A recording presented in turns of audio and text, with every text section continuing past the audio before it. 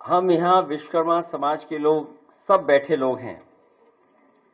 इनके समाज में बहुत ही प्रतिष्ठित वास्तुकार लोग हैं, शिल्पकार हैं, और अपने हुनर से, अपने इनबॉर्न टैलेंट से, बिना सरकारी कुछ मदद से ये समय समय पर समाज में शेप देते हैं, सुंदरता लाते हैं, भव्यता लाते हैं।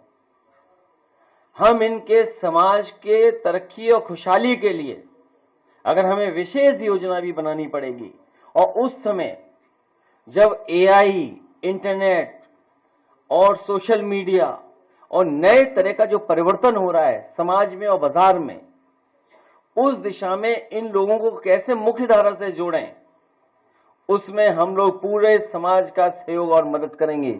जहां तक जिन साधु और हमारे जो सम्मानित हैं वो यही चाहते हैं कि एआई पर बहस न हो, कोई 3x680 super critical thermal plant पे बात न करे, कोई एक्सप्रेसवे की बात न करे, कोई पब्लिक ट्रांसपोर्ट जो सेफ एनवायरमेंट के लिए अच्छी चीज है, जो मेट्रो है, मान लीजिए हमारे शहर इतने बड़े होते चले जा रहे हैं, उन शहरों में हमें आवश्यकता है कि क्लीन और सेफ पब्लिक ट्रांसपोर्ट सिस्टम कैसे मिले, हमारी नदियां कैसे साफ सुथरी हों।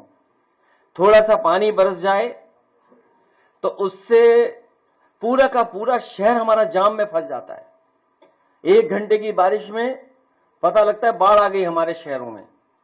ये जो स्मार्ट सिटी का सपना दिखाया था, जहां लखनऊ को कहा था कि राजधानी है, स्मार्ट सिटी बनेगा, ढेरों कूड़ा पड़ा हुआ है, सड़कों पे जानवर हैं, कई सीसीटीवी में सांड कैच हुए हैं जिन्होंने जान ले ली लोगों की।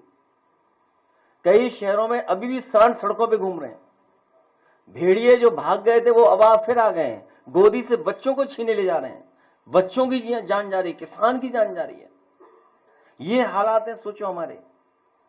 और शहरों में झूठ प्रचार करने के लिए, नकली दिखाने के लिए, हमारा आपका ध्यान हटाने के लिए जाने कहां की संस्था आती है और कहती है कि यूपी के ये शहर नंबर 1, नंबर 2, नंबर 3 पर हैं।